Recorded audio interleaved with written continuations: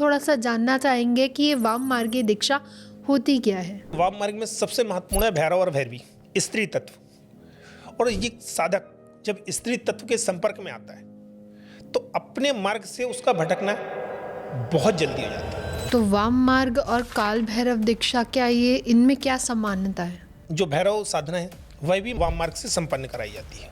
अच्छा। ये दोनों एक दूसरे के पूरक हैं। क्योंकि वाम मार्ग, तो वाम मार्ग दीक्षा में वाम का क्या अर्थ है? वाम का अर्थ होता है उल्टा। एक अर्थ ये भी होता है कि समाज जिन चीजों को छोड़ता है, जिनको वर्जित मानता है, जैसे मांस, मदिरा। तो वाम मार्गी दीक्षा का असली अर्थ क्या है?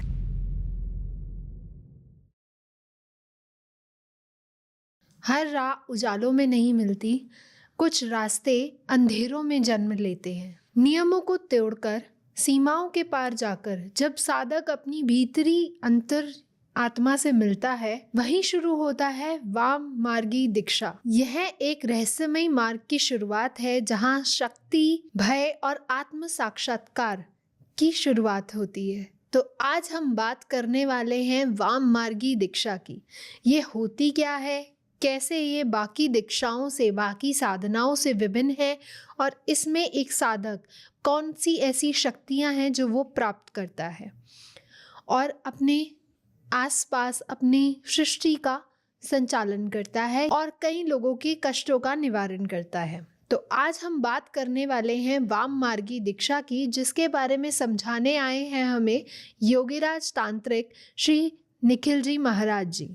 तो चलिए सर से ही जानते हैं कि ये वाम मार्गी दीक्षा होती क्या है। वेलकम सर, कैसे हैं आप?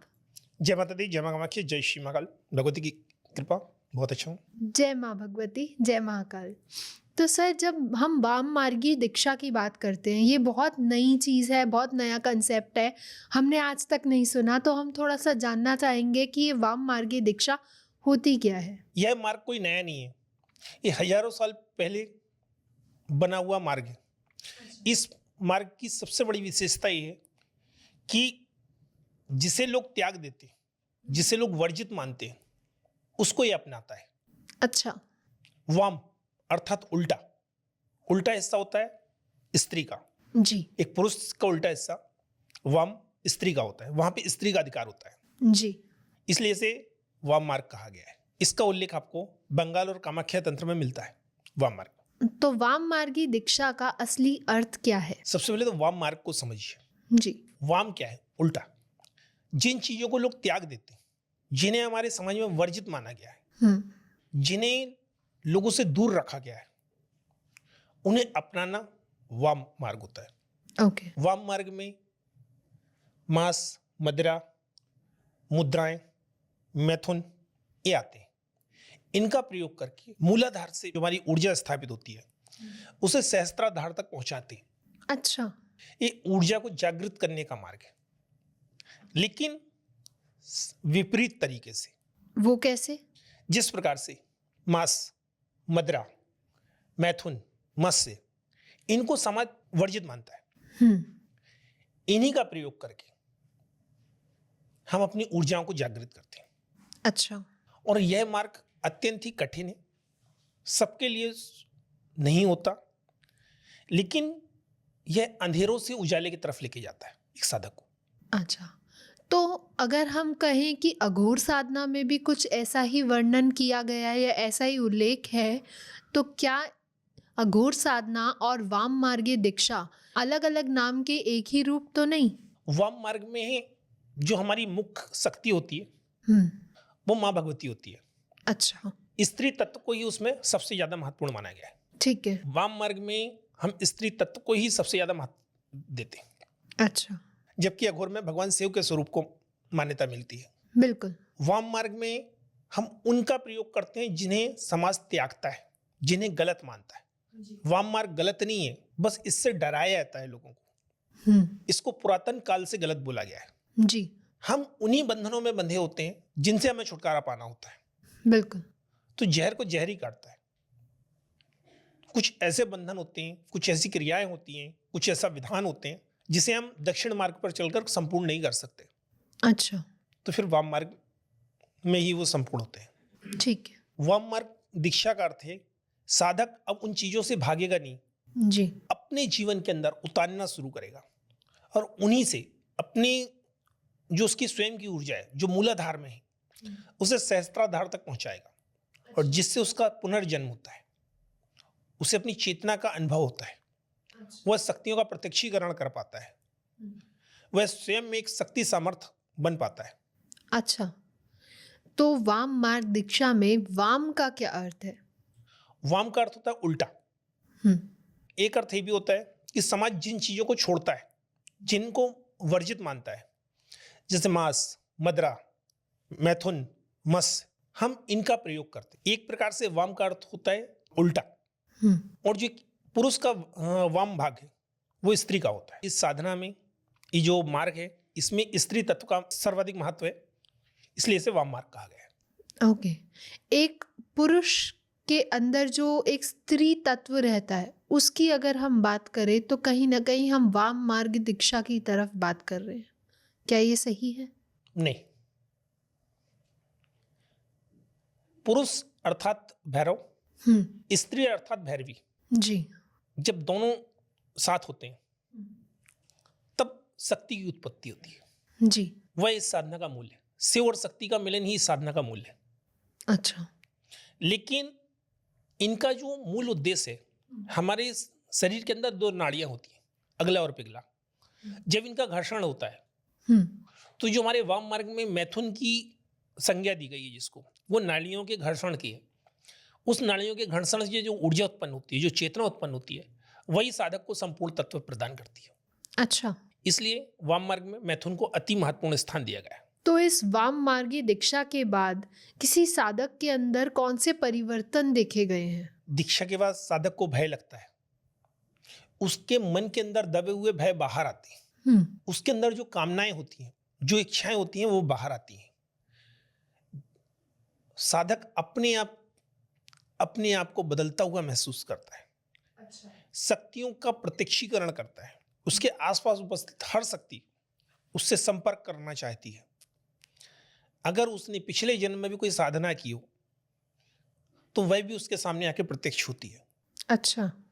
उसकी अंतः चेतना जाग जाती है, उसकी दिव्य दृष्टि खुलने लगती है, जो हमारी सिक्स सेंस बोलते हैं वह जागृत होने लगती है। अच्छा।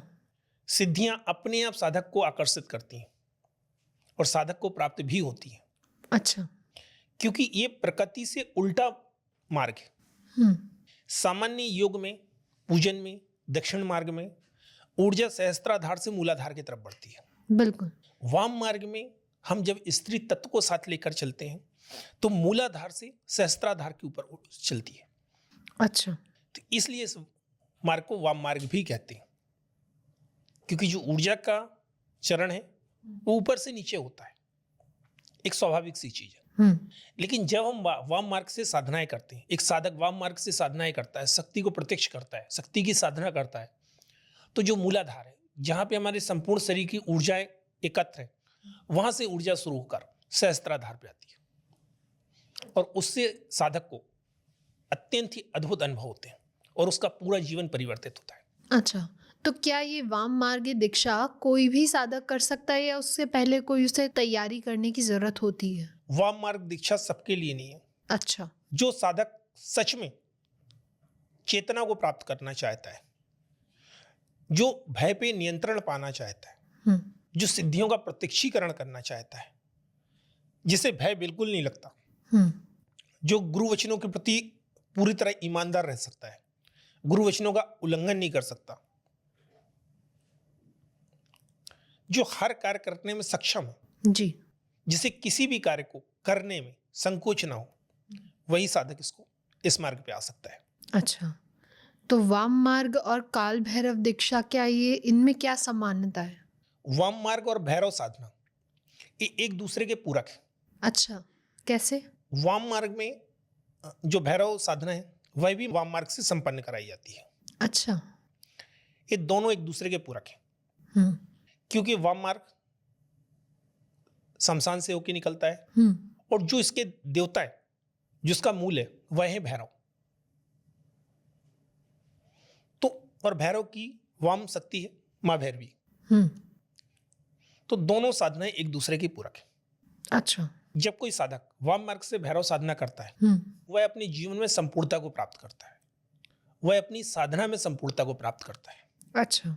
ऊर्जाओं को बहुत जल्दी आकर्षित करता है, सिद्धियों को प्राप्त करता है। जो साधक अपने जीवन में सब कुछ छोड़ सकता है, हर चीज पे कंट्रोल कर सकता है, अपने मन को संतुलित कर सकता है, वह वाम मार्ग से भैरव साधना कर सकता है। तो वाम मार्गी साधना भावनाओं के साथ कैसे काम करती है? वाम मार्गीय साधनाएं का मूल उद्देश्य ही भावनाओं को कंट्रोल करना होता है। अच्छा।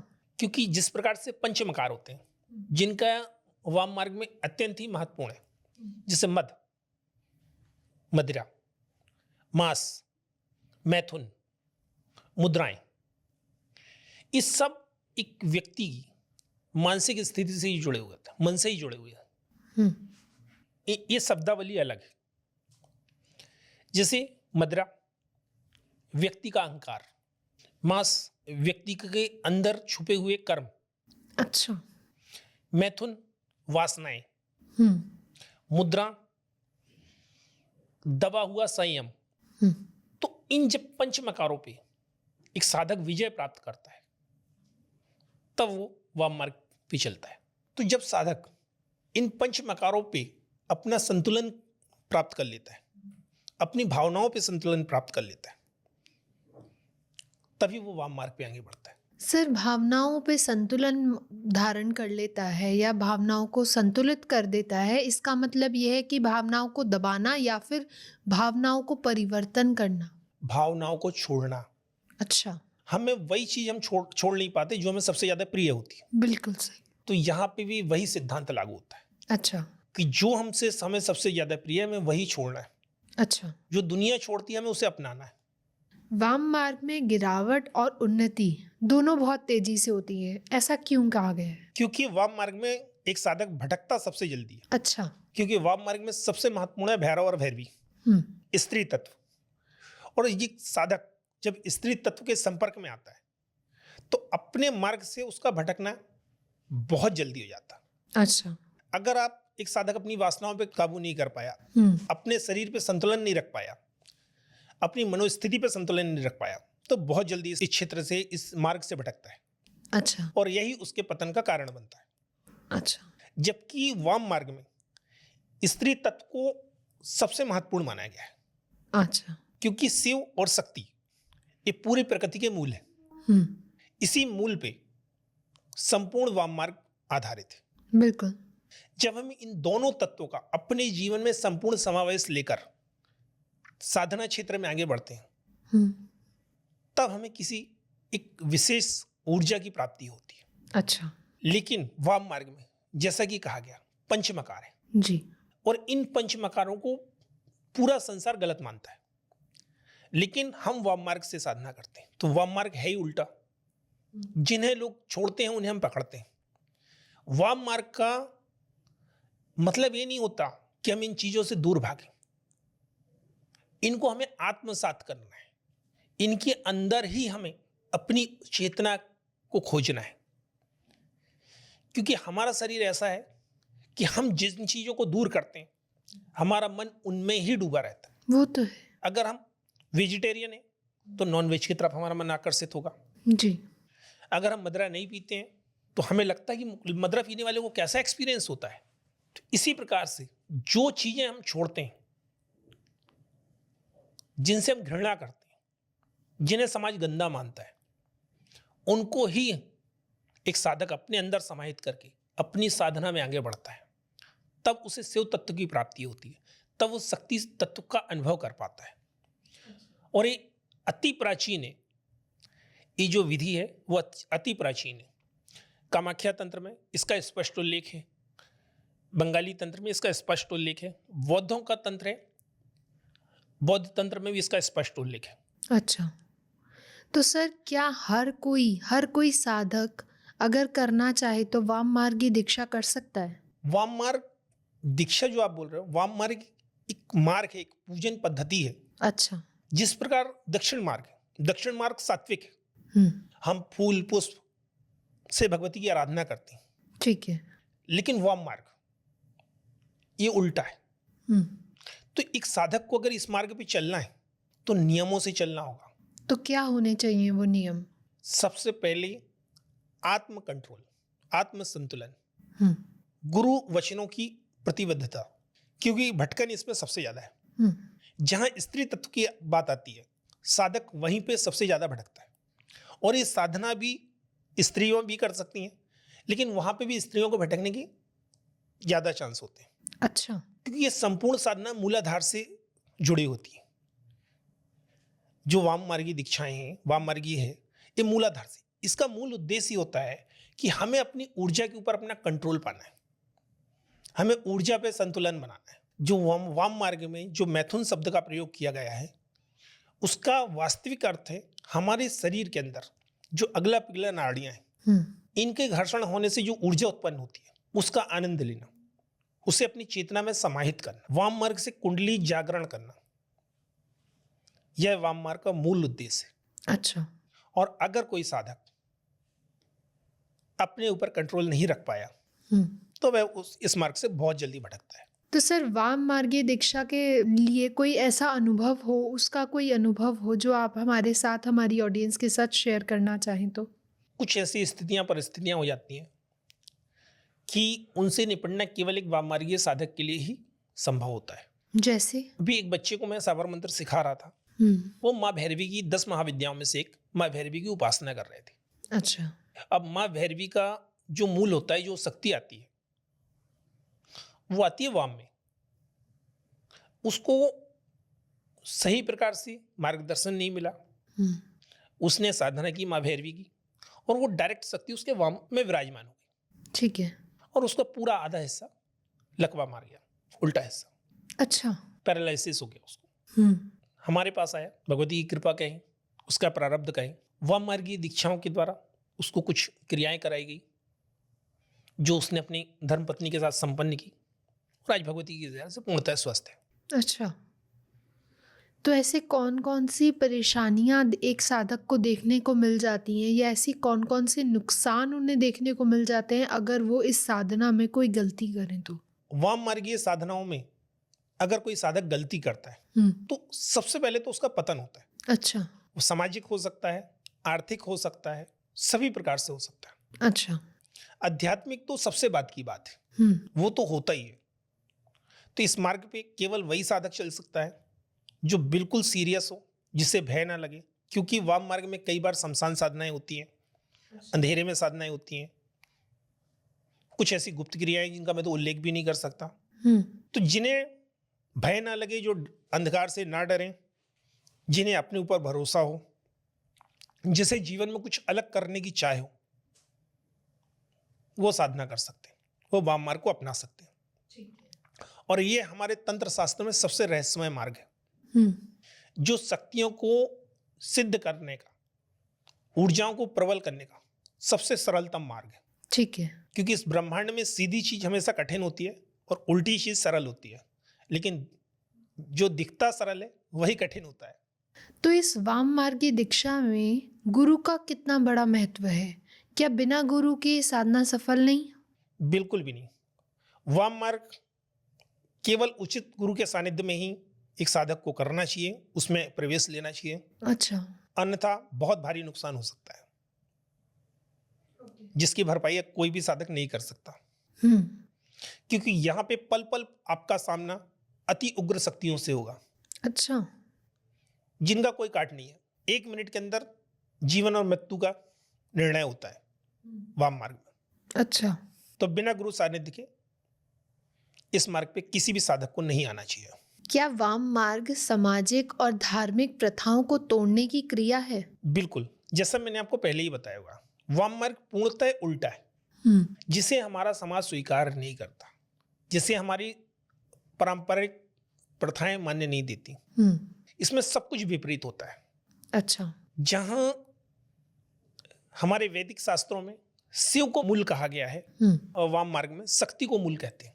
अच्छा। वाम मार्गीय साधनाओं में, वाम मार्गीय दीक्षाओं में सबसे मूल शक्ति होती है। स्त्री तत्व ही सबसे बड़ा है। ठीक है। जो वाम मार्गीय साधनाएं हैं उनमें सबसे मूल जो स्त्री तत्व कहा गया है। स्त्री का पूजन ही मैंने। इसका साधक के जीवन पर और रिश्तों पर क्या असर पड़ता है? वाम मार्गीय साधनाओं में, वाम मार्ग पे जब एक साधक चलता है तो उसके जीवन का उद्देश्य बदल जाता है। वह अपने आप को समझता है, उसे ब्रह्मांड की ऊर्जाएं आकर्षित करती हैं, उसके जीवन जीने का तरीका अलग हो जाता है, चीजों को समझने का तरीका अलग हो जाता है। जीवन में आसक्ति, मोह, ऐसी चीजों के लिए कोई स्थान नहीं होता उसके लिए। अच्छा, वह किसी चीज के लिए आकर्षित नहीं होता। तो सर वाम मार्ग दक्षिण मार्ग से कैसे अलग है, कैसे विपरीत है? थोड़ा इसके बारे में और डिटेल में जानते हैं। देखिए, दक्षिण मार्ग सात्विक मार्ग है। पूजन पाठ, स्तुति, आराधना इस पर निर्भर है। जब हम दक्षिण मार्ग से किसी देवी देवता की पूजन करते हैं तो उनकी स्तुति करते हैं, उनका ध्यान करते हैं, उनका मनन करते हैं, उनके मंत्रों का जाप करते हैं, तर्पण करते हैं, मार्जन करते हैं, हवन करते हैं। लेकिन वाम मार्ग पूरी पूजन पद्धति से पूरी तरह विपरीत है। अच्छा, कैसे? वाम मार्ग में हम मांस, मदिरा, मत्स्य, मैथुन, मुद्राओं का प्रयोग करते हैं। अच्छा। वाम मार्ग पूरी तरह तामसिक है। तामसिक भी है, सात्विक भी है। अच्छा, वाम मार्ग सात्विक भी है? सात्विक भी है, क्योंकि अगर हमें इनका प्रयोग करना है तो हमें इनके सात्विक रूप से भी हम इनका प्रयोग कर सकते हैं। अच्छा। इनको एक प्रकार से हम प्रतीक मान सकते हैं। जैसे मांस है, मदिरा है, जो पांचों मकार हैं, इनको हम एक प्रतीक की तरह इनका प्रयोग करते हैं। तो वाम मार्ग में इन पंचमकारों की बहुत ज़्यादा उल्लेखन हो रखा है, बहुत ज़्यादा इसकी बात हो रही है। तो ये पंचमकार के उद्देश्य क्या है? वाम मार्ग में जिन पंचमकारों का उल्लेख किया जाता है उनका उद्देश्य भोग नहीं होता। अच्छा। उनका उद्देश्य होता है एक साधक को स्वतंत्र करना, एक साधक को की चेतना को जागृत करना। ठीक है। जो सबसे पहला होता है शराब, मदिरा। मदिरा एक व्यक्ति जब पीता है तो उसके अंदर जो भी होता है, चाहे वो दुख हो, खुशी हो, या उसके मन के अंदर दबे हुए को जो भाव हो, वो सब बाहर आते हैं। तो इसका उद्देश्य, इसका जो प्रतीक है वो यह है कि जब व्यक्ति वाम मार्ग से साधनाएं करता है तो उसके मन के अंदर दबे हुए किसी भी प्रकार की भावनाएं, उसके पूर्व जन्म के प्रारब्ध के जो कर्म हैं, जो पाप हैं, जो बंधन हैं, उसके जीवन में जो ब्लॉकेज है, वह सब समाप्त होते हैं। ठीक है। और इस ऊर्जा से, इस शक्ति से जो मुक्ति मिलती है वह साधक को इस पूरी मोह माया से मुक्त कर देती है। इसलिए इसमें सबसे पहले मदिरा को लिया गया है। जिस प्रकार मदिरा के नशे में व्यक्ति अपना शुद्ध बुद्ध खो देता है, उसी प्रकार उस मदिरा का ही प्रयोग करके हम अपने पूर्व जन्म के कर्मों से, उनके प्रारब्ध से, अपने पूर्व जन्मों के पापों से, इस जन्म में किए हुए बुरे कर्मों से मुक्ति पा जाते हैं। अच्छा। साधक इतना मदहोश हो जाता है साधना में कि उसे फिर किसी चीज का ज्ञान नहीं होता कि दिन है कि रात है, क्या सही है क्या गलत है। अपनी मस्ती में मस्त होता है, उसे वो दिव्य अनुभूति होती है। अच्छा। जिस प्रकार मदिरा का नशा होता है उसी प्रकार उसे शक्ति का नशा होता है, उसे शक्ति में वो आनंद प्राप्त होता है। तो सबसे पहले इसलिए इसमें मदिरा का उल्लेख किया है पंचमकारों में। पंचमकारों में जो दूसरा स्थान दिया गया है वो है मांस का। अच्छा। अब मांस क्या है? हमारे शरीर का एक हिस्सा, जी। चाहे वो किसी पशु का हो, चाहे हमारे शरीर का हो। हमारा शरीर जिससे बना हुआ है, तो जो हमारे कर्म बने हुए हैं किससे बने हुए हैं? हमारी भावनाओं से। आज हम जैसे कर्म करेंगे वैसे हमारा प्रारब्ध बनेगा, वैसा हमारा भविष्य बनेगा। जी। तो हमें अपना बोध कराता है कि क्या हमारे कर्म थे, क्या हमें जीवन मिला है, क्यों मिला है, किस लिए मिला है। तो यही मास को उल्लेख करता है। जिस प्रकार शरीर नष्ट हो जाता है, उसके बाद कुछ भी नहीं बचता, उसी प्रकार मृत्यु के पश्चात हमारे अंदर केवल चेतना बसती है। तो हमें अपने कर्मों का बोझ नहीं लेना, हमें इस शरीर से स्वतंत्र होना है, शरीर के भाव से स्वतंत्र होना है। शरीर के लिए सब कुछ मान्य है। हम इस शरीर में मांस जिसका प्रतीक है, हमें जीवन जीने के लिए जल भी चाहिए, वायु भी चाहिए, सुख भी चाहिए, दुख भी चाहिए। बिल्कुल सही। लेकिन जीवन के पश्चात इस शरीर का विनाश होना निश्चित है। तो जब हम इससे भी मोह त्याग देते हैं तब एक साधक अपनी चेतना को प्राप्त करता है। इसलिए इसमें दूसरे नंबर पे जो उल्लेख किया जाता है वो मांस का किया जाता है। ठीक है। कि हम इसके मोह से भी मुक्त हो जाएं। ठीक है। इसका उद्देश्य स्वाद नहीं है, इसका उद्देश्य मृत्यु के बाद का जीवन, कि मृत्यु के बाद जीवन में क्या बोध होता है, इसलिए इसमें मांस का उल्लेख किया गया है। इसके बाद जो पंचमकारों में मत्स्य का उल्लेख है, तो मत्स्य क्या है? चंचलता। अच्छा। हमारे मन की चंचलता। मन हमारा कभी भी एकाग्र नहीं होता। कई रिसर्च में भी कहा गया है, कई हजार बार हमारा मन विचार बदलता है। तो जिस प्रकार हमारा मन एक जगह केंद्रित नहीं होता, तो उस मन को केंद्रित करने की पद्धति, उस मन को केंद्रित करना ही मत्स्य का प्रतीक दिया गया है। अच्छा। कि हम अपने मन को कंट्रोल कर पाएं, उनको नियंत्रित कर पाएं, सभी प्रकार की भावनाओं से, सभी प्रकार की कामनाओं से, उन पे हम अपना संतुलन बना पाएं। ठीक है। और एक साधक का सबसे मूल उद्देश्य यही होता है वाम मार्ग में जाने का, कि वह हर प्रकार से अपने मन पे, मस्तिष्क पे, अपने मन की चंचलता पे, अपने शरीर पे नियंत्रण प्राप्त करे। ठीक है। अपनी इच्छाओं और वासनाओं के प्रभाव को अपने नियंत्रण में रखे। इसलिए यहाँ पे जो मत्स्य का उल्लेख किया जाता है। ठीक है। इसके बाद जो पंचमकारों में आती है वो है मुद्रा। एक विशेष हाथों को एक विशेष मुद्रा। मुद्रा से हमारा तात्पर्य है शरीर और शक्ति को एक जगह संयोजित करने की विधि।